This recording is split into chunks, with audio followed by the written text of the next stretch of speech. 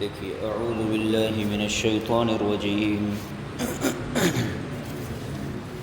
بسم اللہ الرحمن الرحیم یا ایہا الذین آمنوا باللہ ورسولہ والکتاب الذی نزل على رسوله والكتاب الذي أنزل من قبل ومن يكفر بالله وملائكته وكتبه ورسله واليوم الآخر فقد ضل ضلالا بعيدا إن الذين آمنوا ثم كفروا ثم آمنوا ثم كفروا ثم ازدادوا كفرا لم يكن الله ليغفر لهم ولا ليهديهم سبيلا صدق اللہ العظیم۔ دیکھیے ترجمہ، یا ایہا الذین آمنوا آمنوا باللہ، اے ایمان والو اللہ پر ایمان لے آؤ، ورسولہ اور اس کے رسول پر، والکتاب الذی اور اس کتاب پر، نزل علی رسولہ جو اس نے اپنے رسول پر نازل کی، والکتاب الذی انزل من قبل اور اس کتاب پر جو اس نے اس کتاب سے پہلے نازل کی، ومن یکفر باللہ اور جو شخص اللہ سے کفر کرے گا، وملائکتہ اور اس کے ملائکہ کے ساتھ کفر کرے گا، وکتبہ اس کی کتابوں کا انکار کرے گا، ورسلہ اور اس کے رسولوں کا انکار کرے گا، والیوم الآخر اور آخرت کے دن کا انکار کرے گا، فقد ضل ضلالا بعیدا تو وہ شخص تحقیق کہ وہ بہت دور کی گمراہی میں جا پڑا۔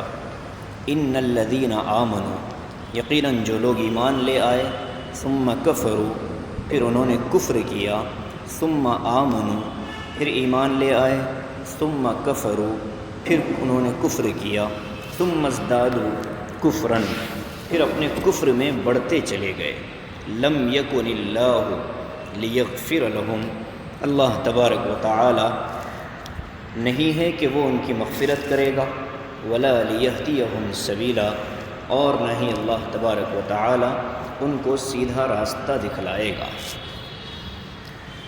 یہ دو آیتیں ہیں۔ گزشتہ آیت میں ایک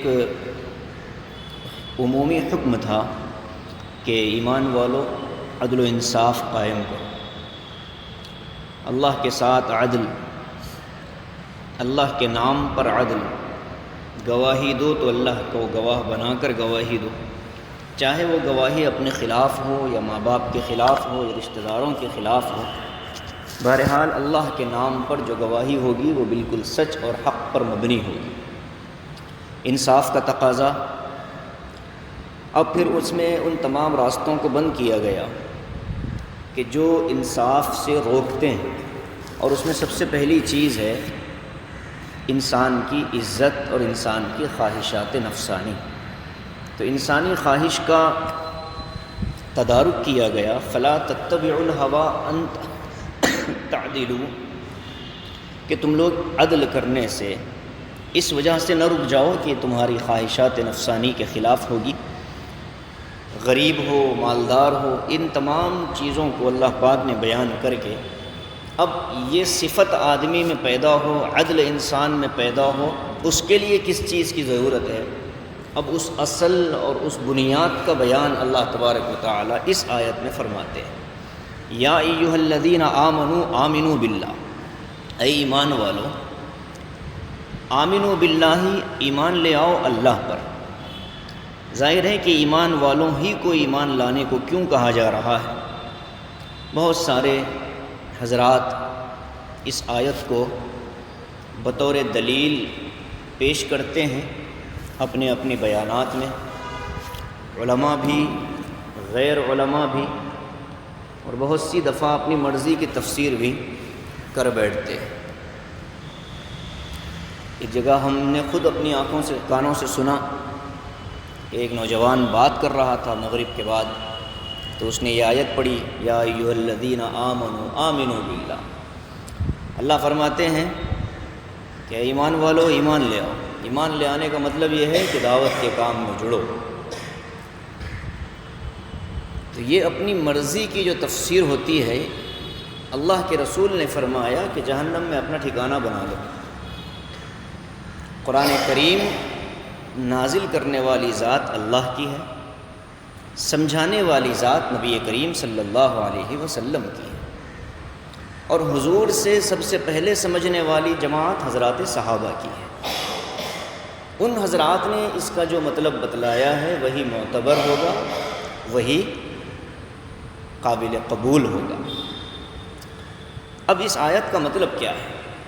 بہت سیدھی سی بات ہے کہ ایمان کو اللہ تبارک و تعالی نے دو چیزوں کے ساتھ جوڑ دیا ہے۔ کسی بھی مومن کے مومن ہونے کے لیے جو دو بنیادی شرائط ہیں، وہ یہ ہے کہ ایک تو انسان زبان سے اپنے ایمان والا ہونے کا اقرار کرے، اور اس کی زبان کے اقرار کے ساتھ اس کا دل بھی گواہی دے۔ زبان کا اقرار یہ ایک درجہ ہے، اور اس کو معتبر اسی وقت مانا جائے گا جب اس کی زبان کے ساتھ اس کا دل بھی اس یقین کے اندر داخل شامل ہو جائے۔ زبان کا اقرار ہو لیکن دل سے آدمی کا اقرار نہ ہو تو وہ ایمان نہیں ہوگا۔ تو اس لیے اللہ پاک نے ایک ہی آیت میں دو الفاظ ایک جیسے لا کر کے زبانی ایمان اور قلبی ایمان دونوں کو لازم اور ضروری قرار دیا ہے۔ اے ایمان والو، یعنی وہ لوگ جنہوں نے زبان سے اپنے مسلمان ہونے کا اقرار تو کر لیا، آمنو باللہ، اب اپنے دل میں بھی ایمان کی چنگاری جلا لو۔ اور وہ ایمان کیا ہے؟ اللہ کی ذات پر ہے، اس کے رسول پر ہے، اور اس کی کتاب پر ہے۔ یہاں تین ہی الفاظ ہیں، اللہ کی ذات ہے، اس کے رسول ہیں، اور اس کی کتاب ہے، اور وہ کتابیں جو اس کتاب سے پہلے اللہ نے نازل فرمائی، یعنی تورات اور انجیل اور زبور۔ سورہ حجرات میں ایک آیت ہے، قالت الاعراب آمنا۔ اے نبی، یہ بدو اور دیہاتی لوگ کہتے ہیں کہ ہم ایمان لے آئے۔ قل لم تؤمنوا، اے نبی آپ فرما دیجئے کہ تم ایمان نہیں لائے، بل یوں کہو کہ اسلموا، کہ ہم نے ایمان نہیں بلکہ اسلام قبول کیا۔ مطلب یہ ہے کہ ظاہری ایمان اور ظاہری اسلام تو تمہارے اندر پایا جاتا ہے، نمازیں بھی پڑھتے ہو، لیکن جو اصل ایمان کی کیفیت جو دل کے اندر ہونی چاہیے ابھی وہ تمہارے اندر پیدا نہیں ہوتی۔ وَلَمَّا يَدْخُلِ الْإِيمَانُ فِي قُلُوبِكُمْ، قرآن کا لفظ ہے کہ ابھی ایمان تمہارے دلوں میں داخل نہیں ہوا، تم مسلمان تو ہو، مومن ابھی نہیں بنے۔ اور آج افسوس یہ ہے کہ ہم سب اپنے آپ کو مسلمان تو سمجھتے ہیں، لیکن وہ ایمان جو اصل دلوں کے اندر پیوست ہونا تھا ابھی اس سے بہت دور محسوس ہوتا ہے۔ اس لیے معمولی بہانوں پر اسلام کو چھوڑنے کو تیار، اسلام کے احکام کو چھوڑنے کو تیار۔ اللہ ناراض ہو جائے کوئی مسئلہ نہیں، لیکن میری اپنی ضرورت کا کام نکل جائے، میری اپنی بات پوری ہو جائے، میری اپنی مرضی پوری ہو جائے، بھلے اللہ ناراض ہو۔ یہ وہ ایمان کی کمزوری ہے جس کا مطالبہ قرآن نے کیا ہے۔ اے ایمان والو جنہوں نے زبان سے اقرار کیا، آمنو، دل سے بھی مانو، اور جب دل سے آدمی مان لیتا ہے تو پھر قرآن نے کہا حضرات صحابہ کے بارے میں اسی سورہ حجرات کے اندر وَلَكِنَّ اللَّهَ حَبَّبَ إِلَيْكُمُ الْإِيمَانَ وَزَيَّنَهُ فِي قُلُوبِكُمْ، فرمایا کہ اللہ تعالیٰ نے تمہارے لیے ایمان کو پسند فرمایا ہے اور تمہارے دلوں میں اس کو مزین کر دیا ہے۔ یہی وہ ایمان تھا جو حضرات صحابہ کو حاصل تھا۔ اسی بنیاد پر دنیا کفر ان کے آگے لرزتا تھا، دنیا کفر ان کے آگے گویا کہ اپنے آپ کو ذلیل اور خوار سمجھتا تھا۔ آج وہ ایمانی کیفیت سے ہم محروم ہیں جس کی وجہ سے ممالک کے سربراہ تک اسلام اور پیغمبر اسلام کی شان میں گستاخی کرنے کی ہمت کر جاتے ہیں، ورنہ تاریخ کے اندر آپ دیکھیں خیر القرون کا جو زمانہ گزرا ہے، حضرات صحابہ کے زمانے کے بعد متصل جو زمانہ آیا تابعین اور تبع تابعین کا، اس زمانے میں آپ کو کہیں نظر نہیں آئے گا الا ماشاء اللہ کہ پیغمبر اسلام صلی اللہ علیہ وسلم کی شان میں کہیں گستاخی کی گئی۔ ان کو اتنا خوف تھا کہ اگر ہم نے کہیں دریدہ دہنی کی، زبان سے کچھ جملہ نکال دیا تو محمد عربی صلی اللہ علیہ وسلم کے شیدائی اور آپ کو ماننے والے اور آپ پر ایمان لانے والے ہماری رات کی نیند بھی نصیب نہیں ہوگی، وہ ہمیں آرام سے سونے بھی نہیں دیں گے۔ اور آج فرانس کے باضابطہ حکومتی سرپرستی میں پیغمبر اسلام صلی اللہ علیہ وسلم کی شان میں گستاخی ہوتی ہے۔ دنیا عرب آرام میں ہے، دنیا عجم آرام کر رہا ہے، بس ایک ملک کے سربراہ نے اس کے کہا کہ تم اپنے دماغ کا علاج کرا لو، تم بیوقوف ہو، پاگل خانے میں جا کر علاج کرا۔ میں کیا کہنا چاہتا ہوں سمجھ رہے آپ؟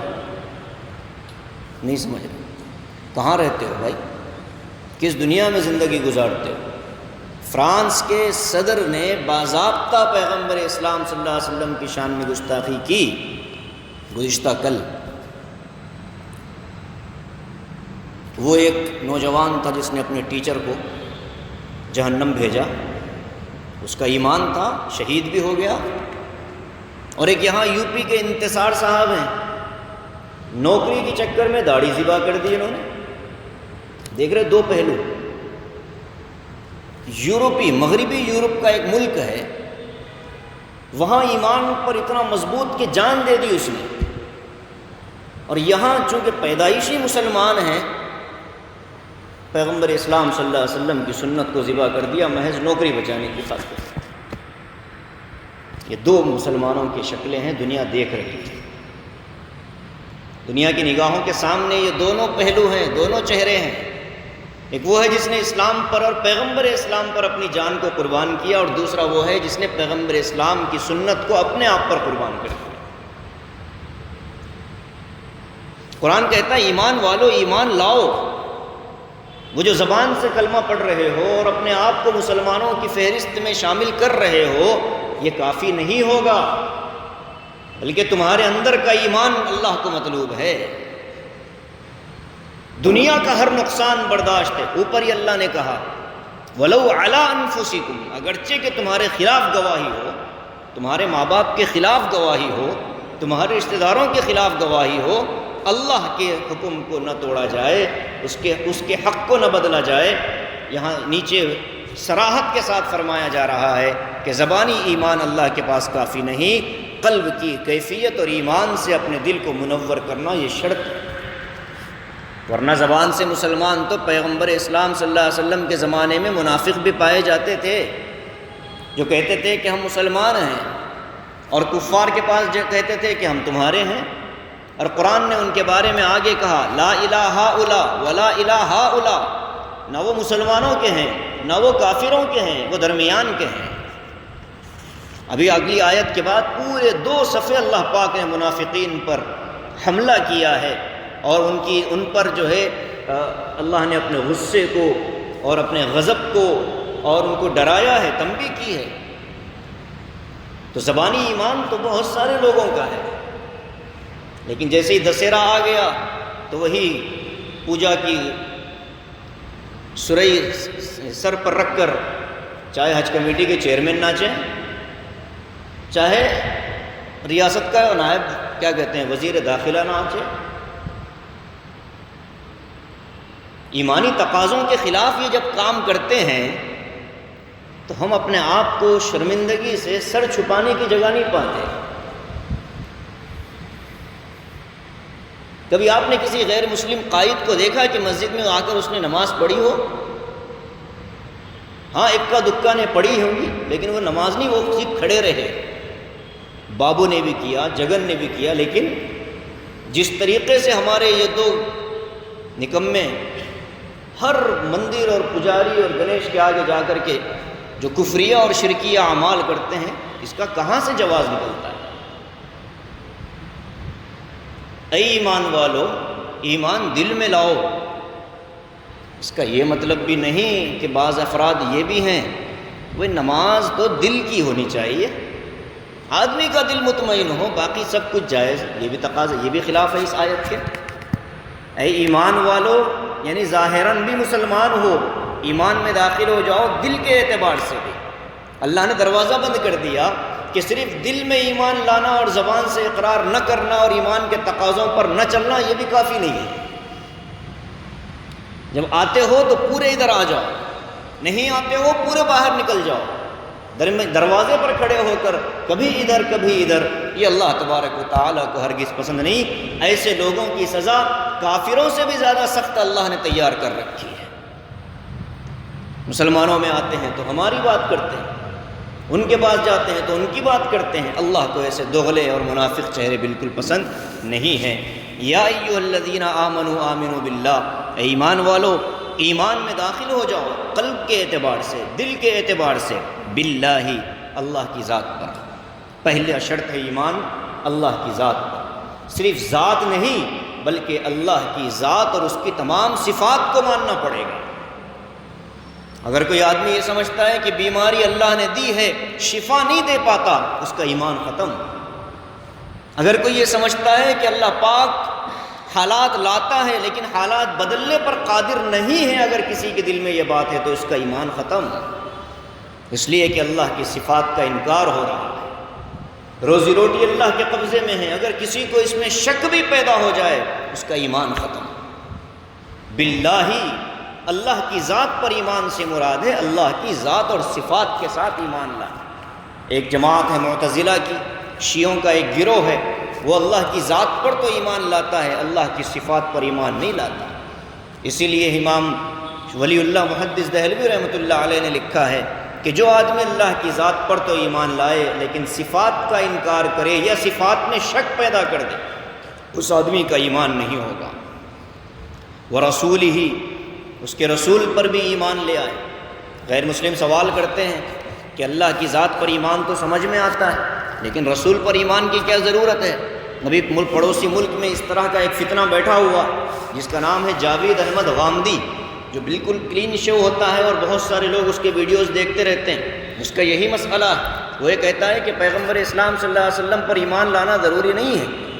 وہ یہ کہتا ہے، اس کی دلیل یہ ہے کہ حضور تو بس ایک پوسٹ مین تھے، نعوذ باللہ، اللہ کا پیغام تھا، بندوں کو پہنچا دیا، بس ان کا کام ختم ہو گیا، تو ان کو اہمیت کیوں دے رہے ہیں؟ بہت سارے لوگ اس کی کتابیں بھی پڑھتے ہیں۔ اسی کی فکر رکھنے والا یہاں ایک علی گڑھ مسلم یونیورسٹی کا پروفیسر ہے راشد شاز، فیس بک پر بھی بہت مشہور ہے، ٹویٹر پہ بھی بہت ایکٹیولی وہ رہتا ہے۔ سب وہ لوگ یہی ذہن کے ہیں۔ کون ہم کس کی تحریریں پڑھ رہے ہیں، کس کی کتابیں پڑھی جا رہی ہیں، کس کے بیانات سنے جا رہے ہیں، کوئی پرواہ نہیں۔ پیغمبر اسلام صلی اللہ علیہ وسلم کو بطور نمائندہ اللہ کا ماننا پڑے گا۔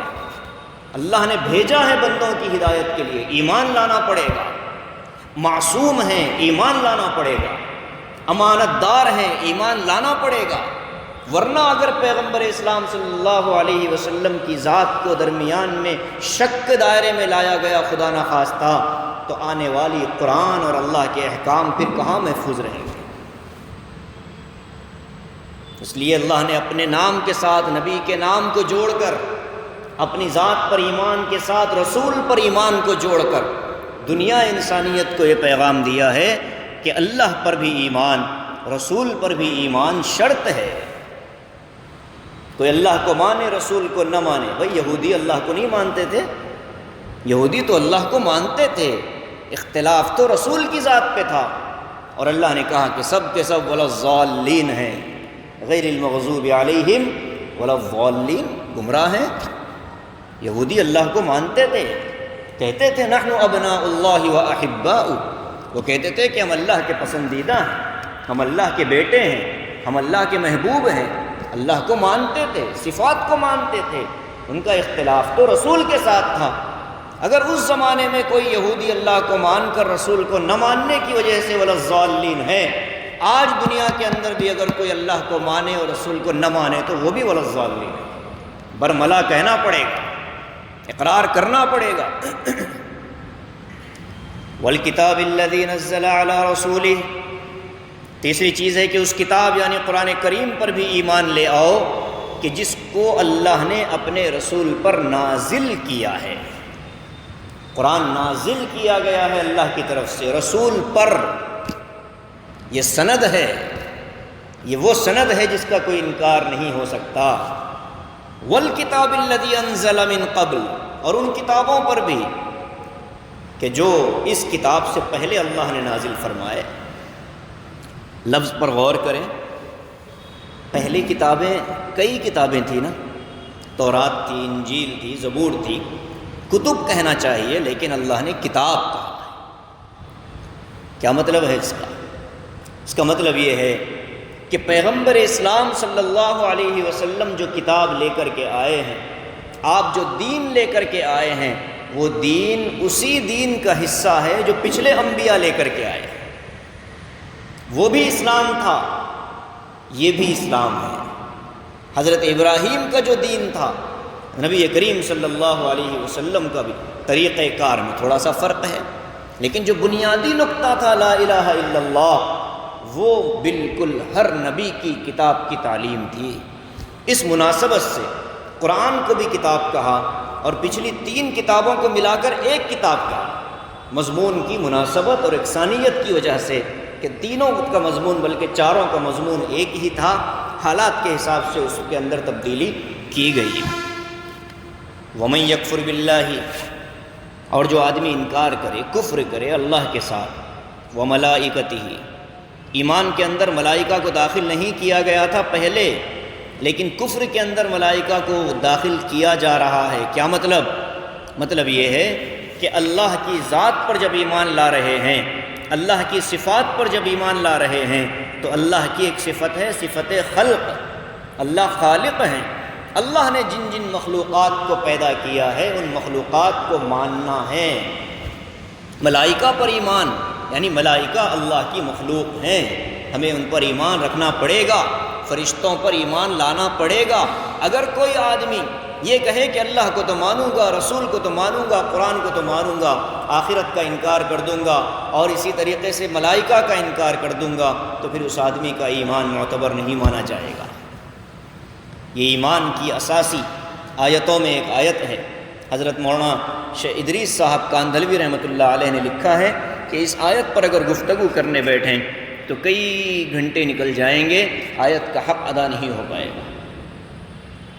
فی ظلال القرآن تفسیر کے اندر شیخ سید قطب رحمۃ اللہ علیہ نے لکھا ہے کہ یہ آیت قرآن کریم کی اساسی آیتوں میں سے، بنیادی آیتوں میں سے ہے کہ جس میں اسلام کے اراکین خمسہ کہ نماز یعنی ایمان لانے کے لیے جو بنیادی عقیدے ہیں اس کو اللہ نے اس میں بیان کر۔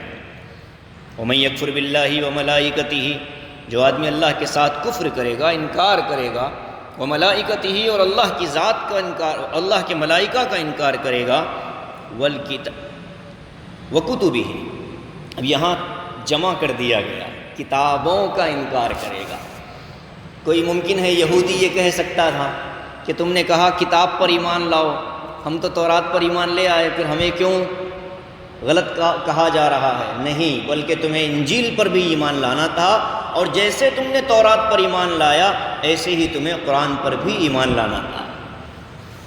ایک کتاب پر ایمان لا کر تم بچ نہیں پاتے، اس لیے اللہ نے کھول کر قرآن کا کوئی لفظ بے معنی اللہ نے نازل نہیں فرمایا۔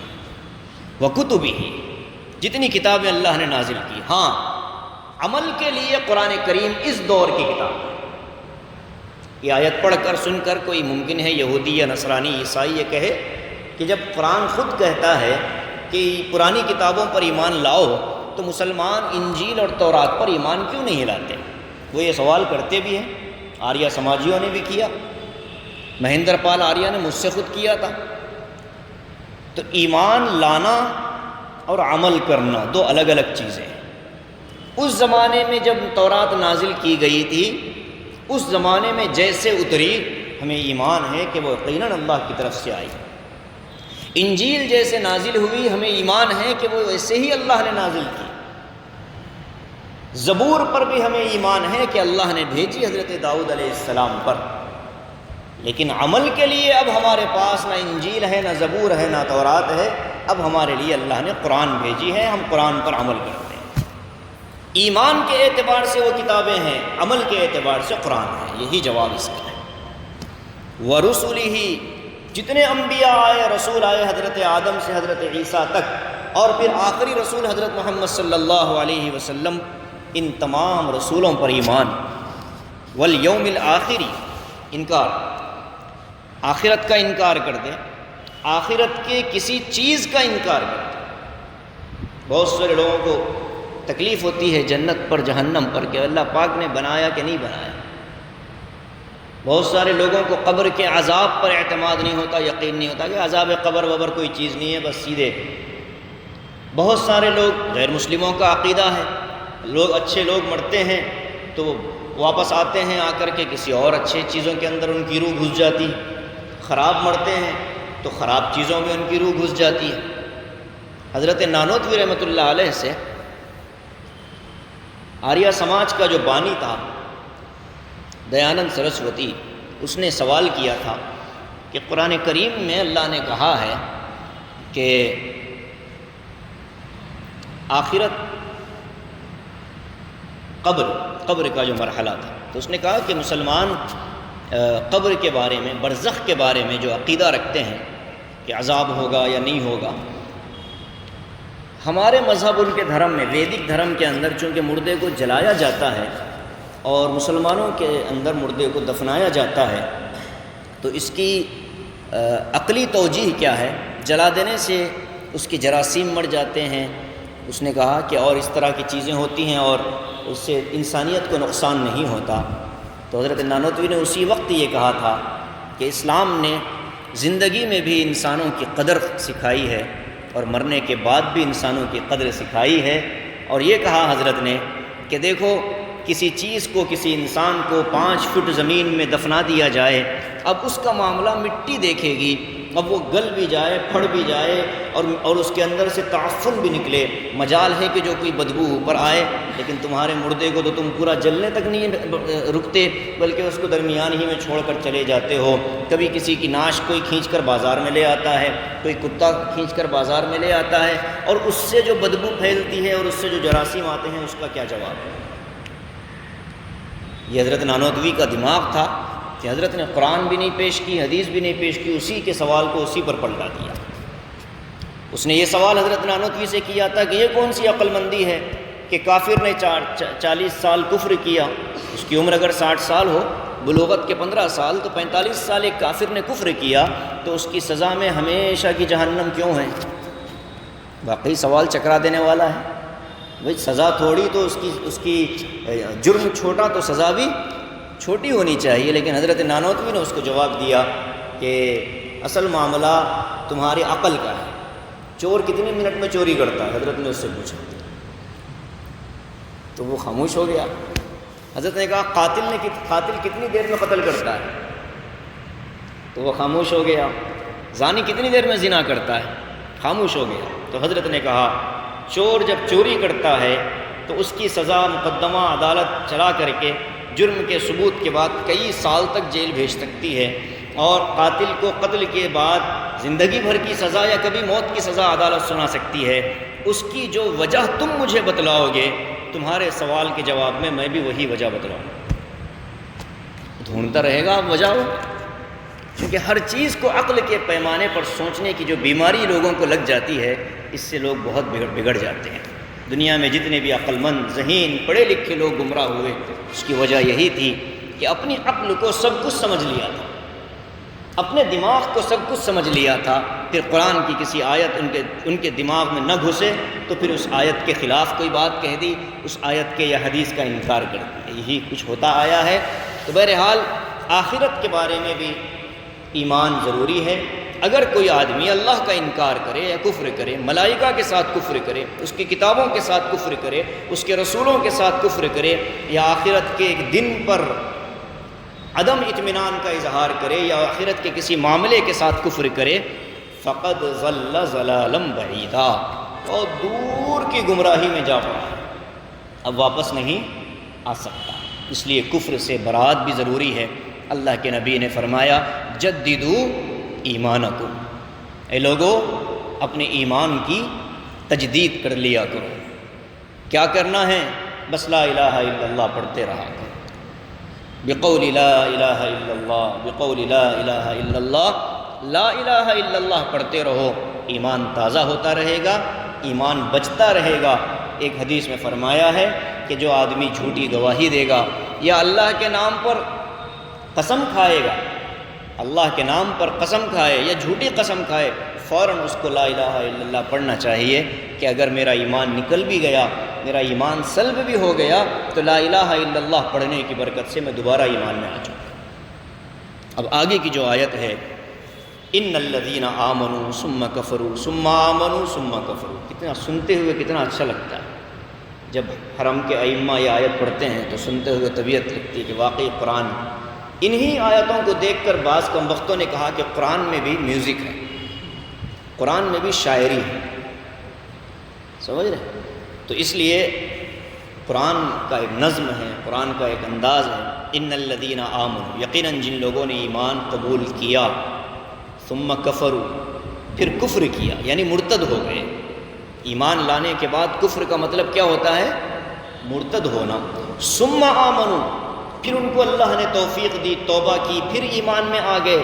ثم کفروا، پھر ایمان سے نکل گئے، دوبارہ مرتد ہو گئے۔ ثم ازدادوا کفرا، اب توبہ نہیں کی بلکہ اسی حال میں کفر میں آگے بڑھتے چلے گئے۔ اللہ فرماتا ہے کہ ایسے کو نہ میں معاف کروں گا اور نہ اس کی پھر آگے ہدایت کا انتظام کروں گا۔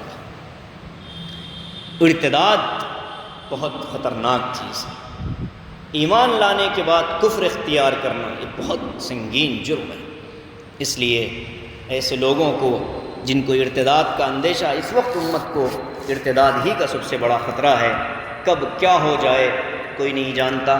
کل ایک صاحب نے دوران گفتگو ایک عجیب بات کی، کہا کہ آپ جمعیت والے بھی بلا وجہ نیل منور کے لیے اتنا چندہ آپ لوگوں نے وصول کیا، ہم خود گئے تھے وہاں دیکھے تھے، وہاں تو ایسی کوئی بڑی تباہی نہیں ہوئی، بس کچھ 20-30 مکانات گرے ہیں، لیکن آپ لوگوں نے جیسا پیش کیا ویسا تو نہیں تھا۔ ہم 1 لاکھ روپے لے کر گئے تھے ہم بانٹنے کے لیے، لیکن ہم نے وہاں نہیں دی۔ میں نے کہا پہلے تو 2 رکعت پڑھ لو کہ اللہ میرا پیسہ غریبوں میں قبول ہو جائے۔ آپ نے اس کو 1 لاکھ لے کر تو آپ گئے، لیکن دینے کو اللہ نے آپ کے پیسے کو قبول نہیں کیا، یہ بات آپ کو سمجھنی چاہیے۔ دوسری بات، ہم جب اعلان کرتے ہیں کہ کسی گاؤں میں دیہات میں سیلاب کا مسئلہ آیا تو ہمیں ان کے در و دیوار سے زیادہ ان کے ایمان کی فکر ہوتی ہے۔ ہم نے اعلانات میں جمعہ میں کہا بھی تھا، ڈر ہے کہ کہیں کوئی عیسائی مشنری وہاں پہنچ جائے اور ان 13-14 مکانات کو خرید لے، تو یہ آپ کے 1 لاکھ روپے آپ اپنی قبر میں لے جاؤ گے، آپ اللہ کے عذاب سے بچ نہیں پاؤ گے۔ اس وجہ سے ہم نے ان لوگوں کی مدد کرنے کا فیصلہ کیا ہے۔ اللہ جانتا ہے حقیقت کیا ہے، جب تک کسی چیز کا مکمل ادراک نہ ہو زبان نہیں کھلتی۔ اب وہ زہر جو انہوں نے میرے سامنے اگلا، میں نے تو جواب دیا، پتہ نہیں کتنے سیدھے سادے مسلمانوں کو اس شخص نے بھٹکایا ہوگا، پڑھا لکھا آدمی ہے، لیکن بس ایک بغض ہے علماء سے، ایک دشمنی ہے علماء سے، اور اسی بغض اور دشمنی کی بنا پر وہاں تک پہنچے کہ خود سے دیں گے، لیکن اللہ کو بھی تو پسند آنا چاہیے۔ کسی کا پیسہ اگر کسی جگہ لگ رہا ہے، پہلے منظوری تو اوپر سے ہو، وہاں منظور ہوگا تو یہاں قبول ہوگا۔ میں نے کہا آپ کو شکر ادا، 2 رکعت آپ کو پڑھنی چاہیے توبہ اور استغفار کی، اور اللہ کے دربار میں عرض کرنا ہے مولا میرے پیسے لگوا لیجیے۔ یہ غرور اور تکبر اور اپنے آپ کو سب کچھ سمجھنا اور علماء کے خلاف اس طرح کا ذہن بنانا، اس سے ہوگا کچھ نہیں۔ یہ علماء جو بیچارے 5-5 ہزار تنخواہوں پر امامت کرتے ہیں، انہوں نے بھی اپنے جیبوں سے 500-500 روپے نکال کر کے ڈالے ہیں، یہ جب یہ پہنچیں گے ان لوگوں کے پاس ایمان بچانے کی نیت سے، اللہ پاک ان کی نسلوں کے ایمان کی حفاظت کر دے گا۔ تو ارتداد کا فتنہ اس وقت بہت تیز ہے، بہت چوکنے رہیے، نوجوانوں پر خاص نظر رکھیے، وہ کیا دیکھ رہے ہیں، کیا سن رہے ہیں، کیا پڑھ رہے ہیں۔ آئندہ جو ایجوکیشن پالیسی 2019 کی، ابھی 2020 اس کا نام کر دیا گیا ہے، نئی تعلیمی پالیسی بہت سخت ہے۔ بچہ ہمارا ہوگا لیکن قلب و ذہن کے اعتبار سے وہ ایمان سے بہت دور نکل چکا ہوگا۔ اس لیے قرآن سے جوڑ دیجئے، بچوں کے ایمان کی حفاظت کریے، اور باپ اور ماں ہی کر سکتے ہیں، ماں اور باپ ہی اپنے بچوں کا ایمان بچا سکتے ہیں۔ کوئی مسجد کا مولوی صاحب اور مؤذن صاحب یا مسجد کے ذمہ دار یا مدرسے کے مولوی صاحب نہیں بچا پائیں گے۔ ماں باپ اگر ایمان کے بچانے کی فکر کریں گے تو بچے گا، نہیں تو پھر خدا ہی ہمارا محافظ ہے۔ اس لیے ارتداد بہت خطرناک چیز ہے، ہمیں مانگنا بھی ہے، ربنا لا تزغ قلوبنا بعد اذ ہدیتنا، اے اللہ ہمارا ایمان ہدایت دینے کے بعد ہمارے دلوں کو زیغ و ضلال سے بچا لیجئے، گمراہی سے بچا لیجئے۔ یہ مانگتے رہیے ہر نماز کے بعد۔ علماء نے لکھا ہے کہ جو آدمی ہر نماز کے بعد اس دعا کے پڑھنے کا معمول بنا لے گا، انشاءاللہ ایمان کی حالت میں دنیا سے جائے گا، انشاءاللہ ایمان کی حالت میں دنیا سے جائے گا۔ اللہ تعالی ہم سب کو کفر سے، شرک سے اور ارتداد سے اور نفاق سے بری فرمائے، محفوظ فرمائے۔ ہمیں، ہمارے گھر والوں کو، ہماری نسلوں کو اللہ کامل ایمان پر دنیا میں بھی برقرار رکھے اور موت کے وقت بھی کامل ایمان نصیب فرمائے۔ آمین۔ وآخر دعوانا ان الحمد للہ رب العالمین۔